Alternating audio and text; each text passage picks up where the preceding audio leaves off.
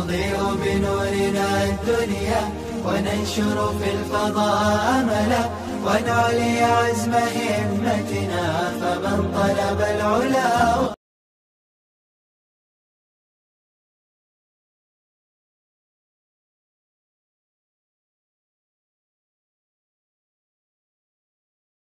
وعلى سيد الأنبياء وأشرف المرسلين محمد وعلى آله وأصحابه أجمعين. ونعوذ بالله من شرور أنفسنا ومن سيئات أعمالنا. من يهده الله فلا مضل له ومن يضلله فلا هادي له. ونشهد أن لا إله إلا الله وحده لا شريك له. ونشهد أن سيدنا ونبينا ومولانا محمد وعلى آله وأصحابه أجمعين. أما بعد فأعوذ بالله من الشيطان الرجيم. بسم الله الرحمن الرحيم. لن ينال الله لحومها ولا دماؤها ولكن يناله التقوى منكم ولتكبروا الله على ما هداكم ولعلكم تشكرون. صدق الله العظيم.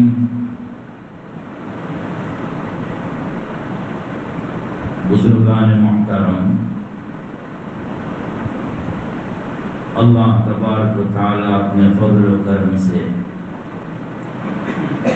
کچھ ایسی باتیں کہلوا دے جو میرے اور آپ سب کے حق میں فائدہ مند ثابت ہوں. اللہ کہی سنی باتوں پر ہم تمام کو عمل کی توفیق نصیب فرمائے.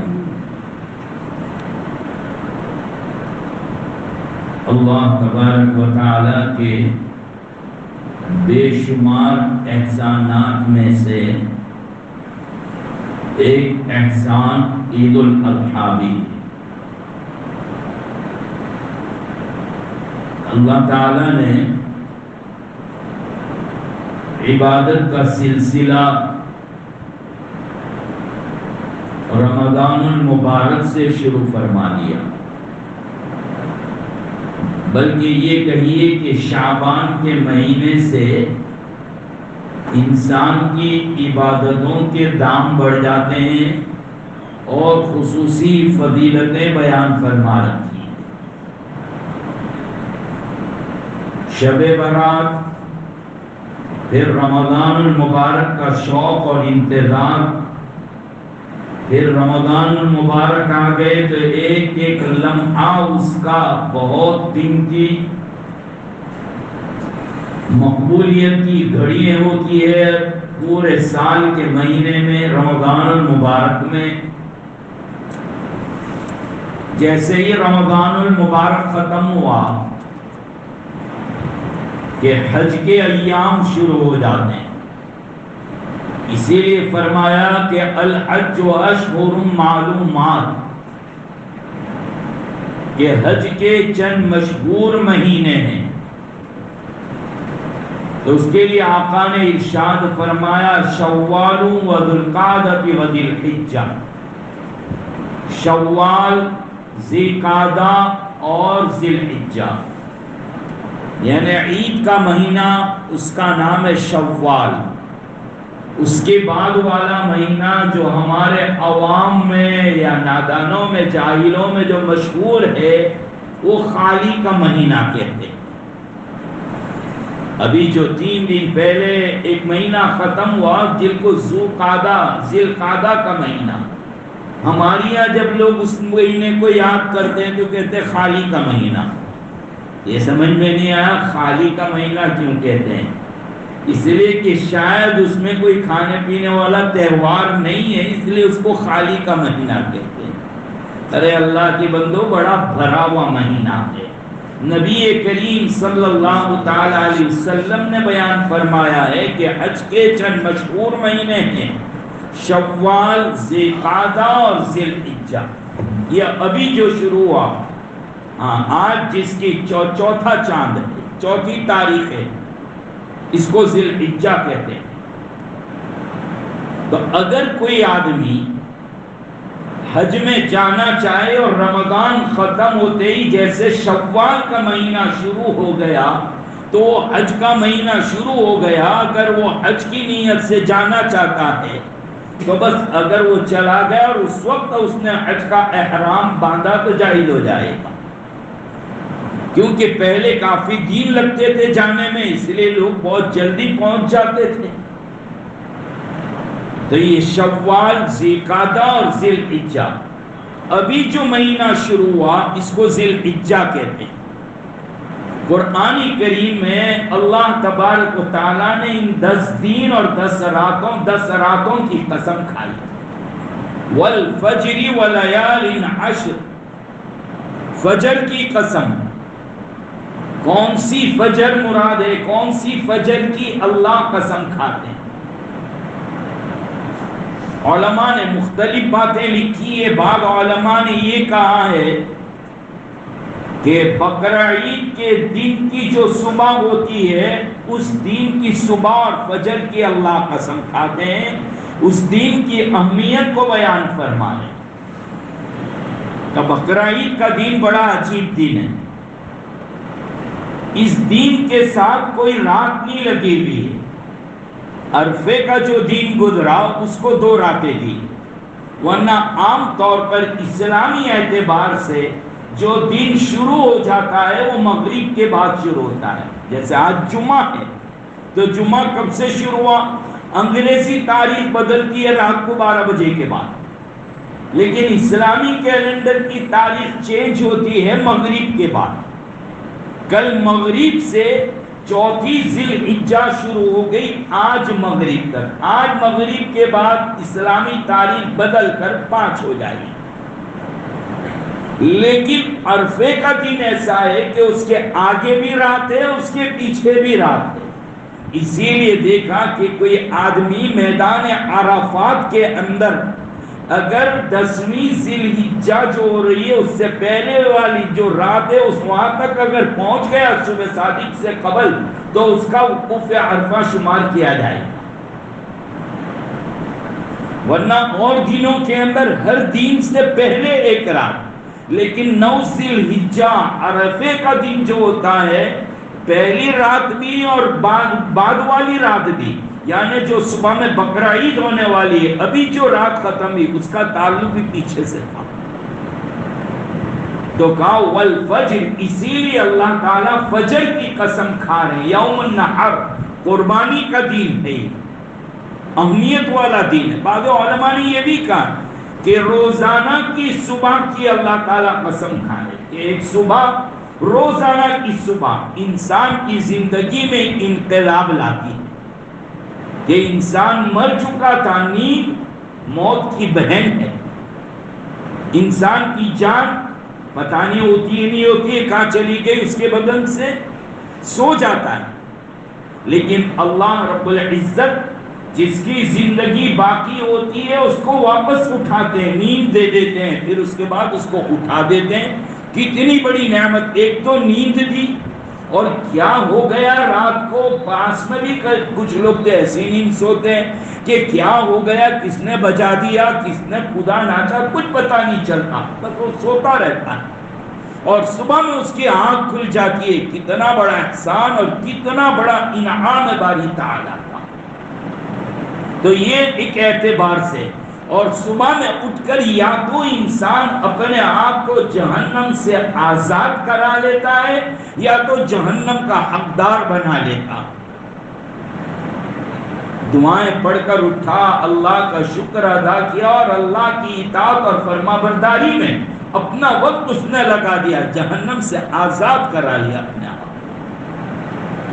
تو ہمیں تو یوم النحر یعنی قربانی کرنے کا دن، تو اس صبح کی بھی قسم کھائی، وَلَيَالٍ عَشْرٍ، اور 10 راتوں کی قسم۔ 10 راتوں، کون سی 10 رات ہے؟ کہا یہی جو ابھی چل رہا ہے یہ عشرہ اور یہ مہینہ، اس کی ایک ایک رات بہت قیمتی ہے۔ ہر رات کو عبادت کرنا شب قدر کی عبادت کرنے کے برابر ہے۔ علماء نے لکھا ہے کہ اتنی اہمیت اللہ تعالیٰ نے کسی مہینے اور دن کی بیان نہیں فرمائی۔ رمضان تو ہے اپنی جگہ پر، رمضان کے علاوہ اتنی زیادہ عبادت کی اہمیت کسی مہینے اور دن میں نہیں ہے جتنی یہ ذی الحجہ کے 10 دن۔ بڑی راتیں ہیں یہ، ہمارے یہاں عام طور پر مشہور بڑی راتیں کون سی ہوتی ہے؟ بھائی شب برات بڑی رات، لیلۃ القدر بڑی رات۔ اللہ کی بندو یہ 10 راتیں بھی بہت بڑی راتیں، دونوں عید کی، یعنی رمضان العید جو مبارک ہوتی ہے اس کے بعد جو عید آتی ہے وہ رات، اور بقرہ عید کی رات یہ بھی بہت افضل ہے۔ حدیث شریف میں فرمایا کہ جو ان دونوں راتوں کو جاگا اور جاگ کر عبادت کی، جس دن سب کے دل مر جائیں گے اس کا دل نہیں مرے گا۔ تو یہ راتوں کو جاگنا ہے، عبادت کرنا ہے اللہ تعالیٰ کی۔ تو عبادت روز گویا ہر رات شب قدر کے برابر ہے۔ اس میں روزے رکھنے کی بھی فضیلت آئی کہ روزہ رکھنا 1 سال کے روزے رکھنے کے برابر ہے، اور عرفے کا روزہ جیسے عاشورے کے روزے کی نفل روزے سنت روزوں میں جتنی فضیلت عاشورے کا روزہ اور یہ عرفہ 9 ذی الحجہ اس کی فضیلت آئی، اور کسی روزے کی اتنی فضیلت۔ اللہ کے نبی صلی اللہ تعالی علیہ وسلم کی حدیث ہے جس سے ثابت ہوتا ہے کہ 1 سال اگلے اور 1 سال پچھلے گناہوں کو اللہ معاف کر دیں گے اس روزے کی برکت سے۔ کون سے گناہ معاف ہوں گے؟ جو انجانے میں ہو گئے اور چھوٹے گناہ۔ بڑے گناہ تو جب تک کہ توبہ نہ کرے، یعنی چھوڑنے کا ارادہ کر کے اس پر معافی نہ مانگ لے، بڑے گناہ تب تک معاف نہیں ہوتے۔ چھوٹے چھوٹے گناہ جو ہے، اب چھوٹے گناہ اور بڑے گناہ یہ تو مجھے اور آپ کو سمجھانے کے لیے کہا، ورنہ علماء نے لکھا ہے کہ کب اس پر پکڑ ہو جائے کچھ پتہ نہیں۔ ذرا سمجھ لیجئے کہ اگر ایسا کہہ دے کہ چھوٹے گناہ کے اوپر چھوٹا بچھو کاٹے گا اور بڑے گناہ پر بڑا بچھو کاٹے گا، چھوٹے پر چھوٹا سانپ بڑے پر بڑا سانپ، تو کیا دونوں کی کاٹ میں ہم فرق محسوس کر سکیں گے؟ یا یوں کہہ دے کہ بڑے گناہ پر انگارے لگائے جائیں گے اور چھوٹے گناہ پر چنگاری لگائی جائے گی، ہم میں طاقت ہے چنگاری برداشت کرنے کی بھی؟ ارے ماچیس ہے نا، اس کا اگلا حصہ جب ہاتھ بجھا دیا وہ ذرا انگلی لگا کر دیکھ لو کیسے مزے آ جائیں گے۔ اگر یہی کہہ دیا جائے تو یہ کہ ہم یہ سمجھتے ہیں کہ چھوٹے گناہ، علماء نے لکھا ہے بڑے گناہ اس کو کہتے ہیں جس پر اللہ رب العزت کی طرف سے باقاعدہ نام لے کر وعید یا باقاعدہ نام لے کر سزا بیان فرمائی، اور چھوٹے گناہ اسے کہتے جس کی باقاعدہ کوئی سزا بیان نہیں کی، ہاں اتنا کہہ دیا کہ یہ نافرمانی ہے، یہ گناہ، بڑا گناہ ہو یا چھوٹا گناہ، نافرمانی ہے ہر حال میں اللہ رب العزت کی۔ اسی لیے فرمایا تھا کہ عائشہ، اللہ کے نبی صلی اللہ علیہ وسلم فرمایا عائشہ کسی گناہ کو چھوٹا سمجھ کے مت کرنا ورنہ وہ بھی بڑے گناہ کی شکل اختیار کر لے گا۔ کیا کہتے ہیں یہ تو چھوٹا گناہ ہے نا، چل جائے، لیکن کس کا گناہ، کس کی نافرمانی؟ اس بڑی ذات کی، عظیم ذات کی، پروردگار عالم کی، جان بوجھ کر کیا تب تو وہ چھوٹا گناہ بھی بڑے گناہ کی شکل میں لکھا جائے گا۔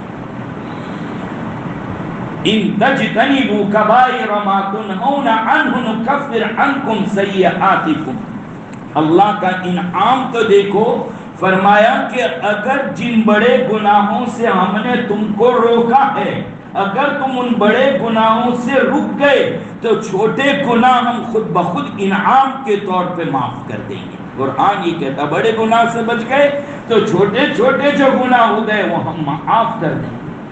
کہیں فرمایا کہ ان الحسنات یذہبن السیئات، نیکیوں کی برکت سے اللہ چھوٹے چھوٹے گناہ کو معاف کر دیا کرتے ہیں۔ اللہ کی طرف سے اتنا انعام ہے باری تعالیٰ کی طرف. خیر اس وقت گناہ اور نیکیوں پر بات نہیں کرنی ہے، میں جانا چاہ رہا تھا قربانی پر.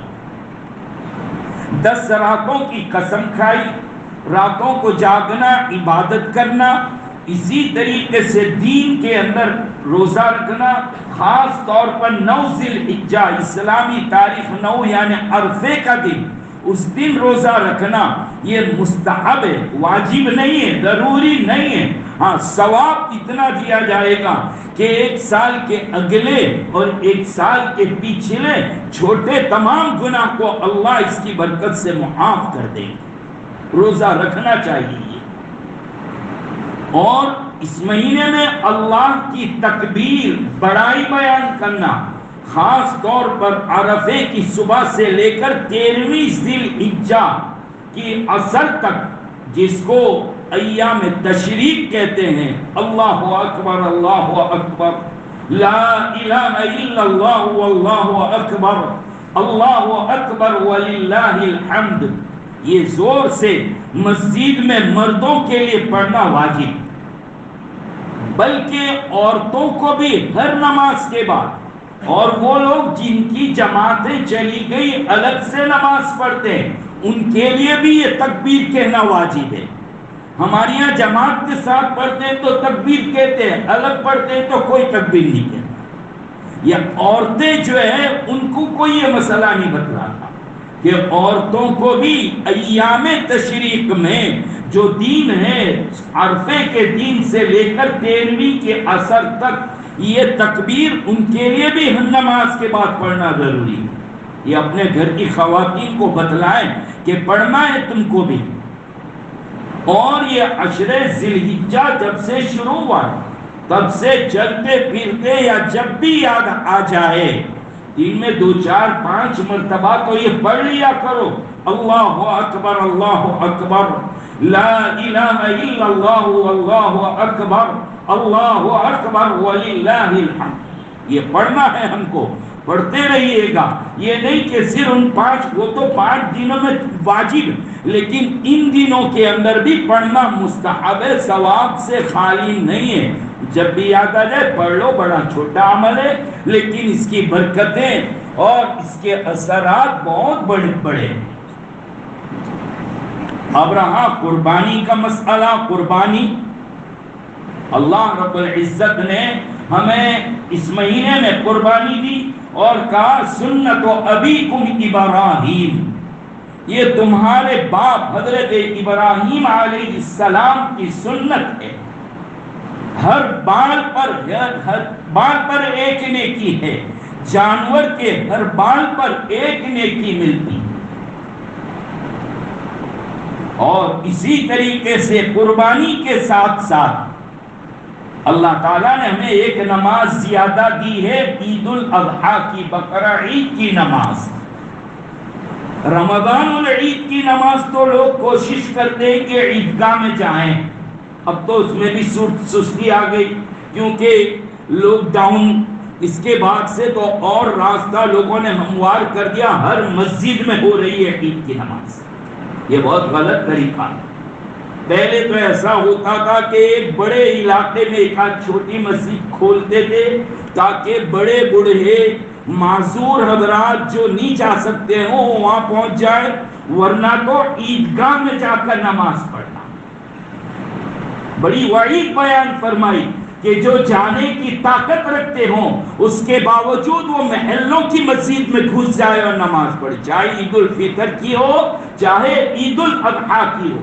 یہ سنت ہے، ترک کرنے واجب کے درجے کی سنت ہے. پہلے تو بہت مشکل سے مسجدیں کھلی ملتی تھی، اب تو ہر مسجد کھل گئی ہے. جہاں کسی زمانے میں جمعہ بھی نہیں ہوتا تھا وہاں پر بھی اب تو عید کی نمازیں ہونے لگی. ایک لاک ڈاؤن تھا، مجبوری تھی، آپ کا باہر نکلنا دشوار تھا تو آپ کو مجبوری کے درجے میں اجازت دی. مجبوری کو ہم نے اپنا قاعدہ بنا لیا اور قانون بنا لیا. محلے کے ذمہ داروں پر یہ اس باب میں مشورہ کرنا ہے اور باقاعدہ مسجدوں کے بند کرنے کا فیصلہ ہونا چاہیے تاکہ پتہ چلے کہ مسلمانوں کا یہ عظیم الشان تہوار ہماری میجورٹی اور ہماری کثرت کے بتلانے کا طریقہ ایک راستے سے جاؤ ایک راستے سے آؤ دوسرے راستے سے، یہ دو راستے کہ ایک راستے سے جانا ہے دوسرے راستے سے آنا ہے، کہیں تم کو بھی اپنی میجورٹی پر فخر نہ آ جائے، اپنی زیادہ تعداد پر فخر نہ آ جائے، اسی لیے تکبیر بلوائی کہ تکبیر پڑھتے پڑھتے جاؤ، اللہ اکبر اللہ اکبر، اللہ بڑے ہیں ہم بڑے نہیں ہیں، ہم اپنی طاقت سے نہیں ڈراتے، وہ لوگوں اللہ کی طاقت سے، یہ تکبیر کہنا ہے۔ ایک راستے سے جاؤ دوسرے راستے سے آؤ، یہ تکبیر کہتے کہتے جائیے، لیکن ہر آدمی مسجد میں گھس رہا ہے، اور بقرعید پر تو خاص طور پر کھاٹی کو کہہ دیا ہے، قصاب کو کہہ دیا ہے جلدی آ جاوے، بس طلوع ہوا، طلوع کے 20 منٹ کے بعد اشراق کا ٹائم ہوا، ہماری مسجد میں قربانی، لوگ فجر کی نماز پڑھ کے وہیں بیٹھے ہوئے اور باقاعدہ فخریہ بیان ہوتا ہے، باہر نکل کر ہماری مسجد میں تو امام صاحب نے اتنی جلدی بات پھینک دی، اتنی جلدی ہم فارغ ہو گئے، میرے یہاں تو 8 بجے میں قربانی بھی ہو گئی، سب صفائی بھی ہو گئی۔ یہ غلط طریقہ ہے، یہ غلط طریقہ ہے، چھوڑ دو یہ طریقے کو۔ نبی کریم صلی اللہ تعالی علیہ وسلم نے بڑی سخت وعید بیان فرمائی، عیدگاہ میں جا کر نمازیں ادا کرو، مسجد میں مت آؤ۔ یہ سننے کے باوجود بھی اگر کچھ لوگ اس بات پر ضد پر اڑے رہے یا جان بوجھ کر کیا، وہ گنہگار۔ عیدگاہ میں جا کر نماز پڑھو، عید کی نماز اور پھر قربانی، ہر وہ آدمی قربانی اس پر واجب ہو جاتی ہے۔ کس پر قربانی واجب ہوتی ہے؟ کتنے پیسے؟ 4,987 روپئے آج کے دور کے اعتبار سے، 612 گرام چاندی اس کی قیمت کے پیسے جس کے پاس ہو 4,987، 42,000،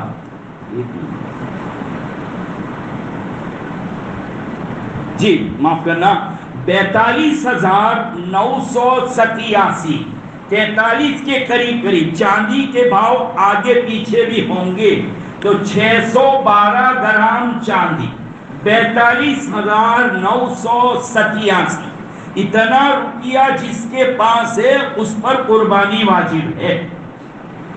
اب ہمارے یہاں کیا کرتے ہیں؟ کیا اس کے اوپر 1 سال کا ہونا بھی ضروری نہیں، آپ کے پاس بقرعید کے دن اتنا پیسہ ہے 43,000 کے قریب قریب، تو آپ پر قربانی واجب ہو جائے گی۔ اب یہ ضروری نہیں کہ آپ کہیں گے 40,000 کا تو بکرا ہی ملتا ہے، آپ اپنی قیمت میں بھی لا سکتے ہیں، یا تو یہ ہے کہ چند ساتھی مل کر ایک بڑا جانور لے کر آپس میں حصے رکھ لے ہوئے، یہ بھی ہو سکتا ہے کہ بھئی 7 دوست مل گئے، ایک جانور خریدا اور قربانی۔ اور پھر یہ کہ ایسے لوگ کہ جو ایک ہی حصہ ہے ان کے پاس اور وہ طاقت نہیں رکھتے، بس اتنے ہی روپیے ہیں ان کے پاس، تو آج کل مدرسے والوں نے ان کے لیے سہولت کی ہے کہ بھئی چلو وہ اپنا حصہ وہاں دے دے، یہ سب کے لیے نہیں ہے۔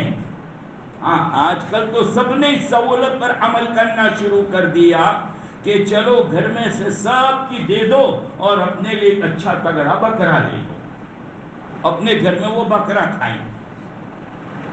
اللہ تعالیٰ نے دولت دی ہے، پیسہ دیا ہے، تو اصل قربانی تو یہ ہے کہ جانور کو لاؤ، اس کو پالو، اس کے سر پر ہاتھ پھراؤ، ایک بیٹے کی طرح انسیت ہو جائے کہ حضرت ابراہیم علیہ السلام نے جب بیٹے کی قربانی دی کیا کیفیت کی ان کی، بیٹا اس کی کیفیت کیا تھی۔ قربانی کا واقعہ بیان کرنے کا وقت نہیں ہے، لیکن ایک پیارے بیٹے کی قربانی دی، کیسے انداز میں دی، وہ سچے تھے اپنی اس قربانی میں، اسی سنت کو ادا کرنا۔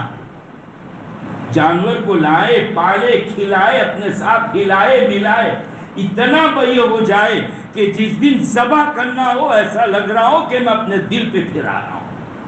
یہ اصل قربانی ہے.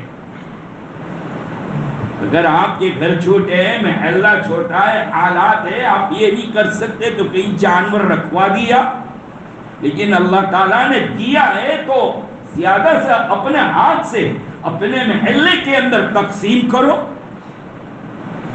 بعض دیہاتوں میں تو یہ بھی ہوتا ہے کہ سب لوگ اپنے بکرے، اپنی قربانی ایک جگہ پر جمع کرتے ہیں اور پھر ذبح کرنے کے بعد گاؤں کے نوجوان سب ایک سر کے پاکٹ بناتے ہیں، 500 گرام، کلو، 2 کلو، اور ایک ایک گھر میں پہنچاتے ہیں.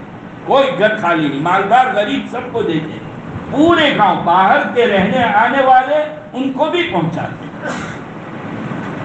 یہ حصے والی قربانی بالکل مدرسہ کا تعاون ہوتا ہے، مدد ہوتا ہے. نیتوں کے اوپر فرق کہ اگر مدرسے کی نیت ہے آپ کی کہ بھئی فائدہ ہو جائے، اللہ تعالیٰ نے دولت دی ہے، تو کچھ قربانی اپنے گھر پر بھی ہو اور ایسے اپنے مرحوموں کی کروا لیں. ان کو چاہیے کہ وہ حصوں میں رکھ سکتے ہیں. لیکن اصل تو یہی ہے کہ اپنے یہاں اپنے ہاتھوں سے قربانی کی جائے.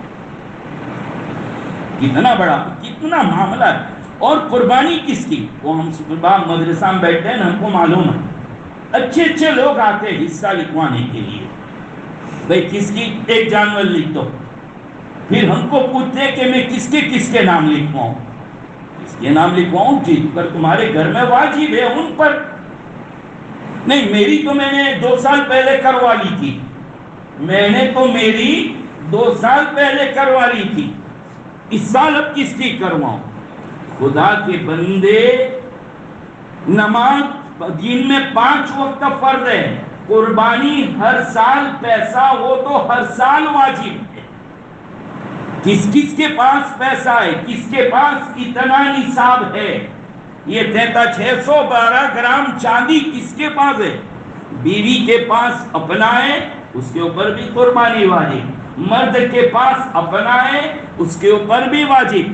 اپنے اولادوں کے پاس بھی اتنا ہے، ان کو بھی قربانی کی ترغیب دو کہ وہ تم بھی اپنی قربانی کرو. کہ جس کے پاس یہ ہوگا، ہر سال ہوگا تو ہر سال قربانی واجب. یہ نہیں کہ 2 سال پہلے کروا دی تھی. میں تو ایک بکرا لایا ہوں، میں نے اپنی 5 سال پہلے کروائی، اس کے بعد بیوی کی کروائی، اس کے بعد میرے بابا اماں کی کروائی. تو یہ تھوڑا ہو جاتا ہے. یہ خیال رکھیے گا کہ اگر آپ پر واجب ہے تو پہلے آپ اپنی قربانی کروائیں. اللہ نے دیا ہے تو آپ اپنے والدین کی طرف سے بھی کروا سکتے ہیں. اللہ نے دیا ہے اپنے مرحومین کی بھی کروائیں، لیکن بعد میں پہلے اپنی واجب ادا کروائیے. ہم نماز پڑھ تو یہ نیت کر لیں میں اپنے ابا کی طرف سے ادا کرتا ہوں، میں نے تو کل پڑھ لی تھی. یہ طریقہ جو ہے نا بہت غلط طریقہ ہے. ذرا علماء موجود ہے، اللہ کا شکر ادا کرو. ان علماء سے مسائل پوچھئے کہ کیا کیا جائے، کس کی قربانی کریں.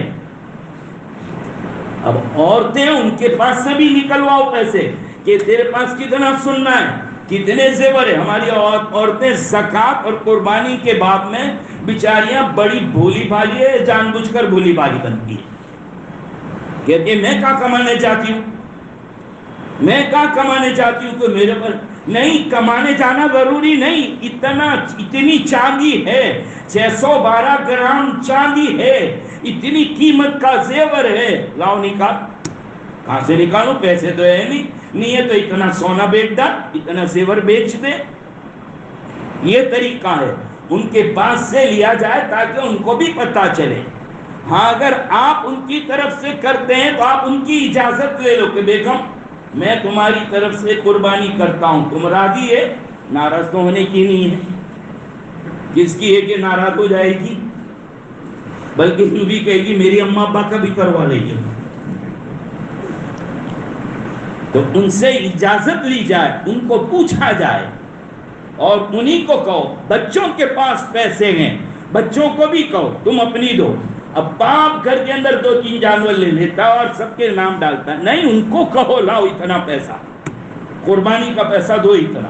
یہ تم کو حصہ ہوگا، بلکہ اپنی نابالغ اولاد ان کو جیسے روزے کی عادت کم عمری سے ڈالتے ایسے ہی قربانی کی بھی عادت ڈلوائیے، ان کو شوق اور رغبت دلائیے، بیٹا اتنا پیسہ ہے لاؤ تم بھی ایک حصے کا پیسہ دو۔ مجھے یاد ہے ہمارے والد صاحب وہ زمانہ کہ جس میں 50 روپے کا ایک حصہ ہوتا تھا، 50 روپے کا وہ زمانہ دیکھا ہے، تو ابا جی اس میں بھی ہمارے پاس سے 50 روپے دے، ارے میرے پر واجب نہیں ہے، پیسے ہے کہ نہیں تیرے پاس، دے 50، میں کون سا غریب ہو جائے گا؟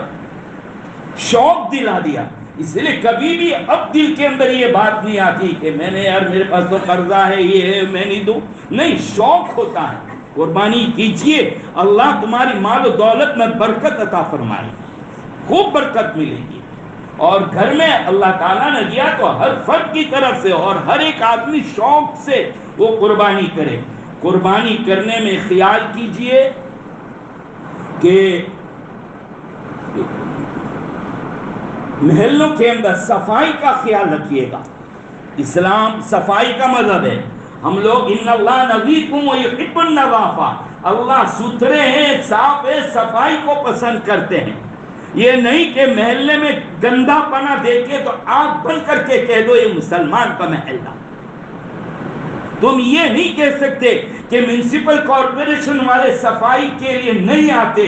نبی نے حکم دیا نظفوا افنیۃکم، اپنے اپنے آنگن کو صاف رکھو۔ ہر مسلمان اپنے آنگن کو صاف رکھنے کی ذمہ داری لے۔ کوڑا کچرا اس کو ایک اس میں ڈال دیجئے۔ اللہ کا شکر ادا کرو کہ ہمارے یہاں تو روزانہ لینے کے لیے آتے ہیں، وہ یو کے والوں سے پوچھو ان کے یہاں تو ہفتے میں ایک دن آتے ہیں۔ میں نے ایک دن بدھ کے دن دیکھا رمضان المبارک میں ایک علاقے میں گھر نماز کے بعد ہو رہا، میں نے کہا یہ کیا ہو رہا تھا؟ تو کہا کچرا پیٹی والا آ رہا تھا، کچرے دان نکال رہے تھے، ایسے جھانکتے جیسے سب کو انعام ملنے والا۔ سب گھر کے مرد باہر، سب باہر کھڑے ہوئے ہیں وہ کچرے پیٹی کے انتظار میں۔ اپنے یہاں تو اللہ کا شکر ہے کہ روزانہ آ رہا ہے اور روزانہ لے جاتا ہے، پھر بھی ہم لوگ اتنے گندے بنے ہوئے ہیں کہ جہاں پہلے وہ کچرا پیٹی رکھتے تھے، کوڑا دان رکھتے تھے، اب لے گئے جب سے یہ روزانہ کا شروع ہوا تو اب بھی لے جا کر وہیں ڈالتے ہیں۔ وہ لکھتا ہے کہ تم سی سی ٹی وی کے نظر ہیٹر ہے، وہ لکھ دے رہا اور منع بھی کیا۔ ہمارے بھائی دوسرے وہاں لوگ رہتے ہیں، ان کو کتنی تکلیف پہنچتی ہے۔ خدا کے بندو ڈول لے لو، ایک پلاسٹک کی تھیلی اتار دو، گھر میں روزانہ کا کچرا اس میں ڈالو۔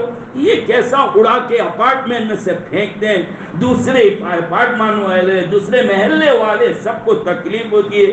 اس مہینے میں خیال رکھنا بکروں کے چارہ بچا ہوا وہ کھا کر پڑی ہوئی ہڈی، اونٹ یا جانوروں کی اوج، ہم گندا بنا ہفتے 12 دن تک تو محلے میں چلنا مشکل ہو جاتا ہے۔ اگر محلے میں اگر آپ اپنے گوٹے پر قربانی کر رہے ہیں، پردہ ڈال دیجئے، کسی کو تکلیف نہ پہنچنے پائے۔ یہ ہمارا اسلام ہم کو سکھاتا ہے اور ہم اس پر توجہ نہیں دیتے۔ اپنے رہے چمڑے وغیرہ، اس کے لیے دیکھو ایک زمانہ تھا کہ جہاں کافی قیمتیں ملا کرتی تھی، اب جہاں دوسرے بزنس پر اثر آیا، یہ چمڑے کوئی بیپاری بھی لینے کو تیار نہیں ہوتا، کیونکہ ہم تو اس جگہ پر بیٹھے ہوئے نا مدرسہ صوبہ میں، ہمیں معلوم ہے کوئی چمڑے قبول کرنے کو بھی۔ ایک زمانہ تھا گائے بھینس وغیرہ کا 600 800 1000 روپے ملتے تھے، اب تو کوئی 150 دینے کو تیار نہیں۔ بکری کے 10 روپے 15 روپے، یہ دنوں میں دام گھٹ جاتے ہیں۔ مدرسے والوں نے بھی قانون بنایا، بھائی کم از کم اپنا چمڑا بھی دو، ہم تمہارے چمڑے کا انتظام کر لیں گے، چاہے دفن کرنے کا ہو چاہے بیکاری کو دینے کا ہو، لیکن ساتھ میں 100 روپے بھی دو۔ دینے پر بھی ناراض ہو جاتے ہیں۔ چوری چھپی رات کو چمڑے مدرسے کے کمپاؤنڈ میں پھینک کے بھاگ جاتے ہیں، 100 روپے کے لیے، 100 روپے کے لیے۔ ہمارے مدرسہ بچے گھومتے ہیں، ان کو گالیاں دیتے ہیں، ان کو غصہ کرتے ہیں، ارے 50,000 25,000 کا جانور لیا اور 100 روپے کے لیے تمہیں تکلیف ہو رہی ہے۔ تو اللہ کے بندے مدرسہ کی مدد کی نیت سے دو، آپ کے گھر کی صفائی وہ کروا رہے، مدارس والوں کا کتنا بڑا احسان۔ اللہ مجھے اور آپ کو عمل کی توفیق دے۔ بات ذرا طویل ہو گئی اس لیے کہ کام کی باتیں تھی، پھر اس کے بعد تو وہ جمعہ آنے والا نہیں ہے کہ جس کی وجہ سے بات کر سکیں۔ مجھے معاف فرمائے، زیادہ وقت میری عادت نہیں ہے کہ زیادہ وقت لوں، میں ہمیشہ وقت سے 1-2 منٹ پہلے ختم کرتا ہوں، لیکن آج ضروری تھا، اس لیے امام صاحب سے بھی اور آپ حضرات سے بھی بہت معافی چاہتا ہوں۔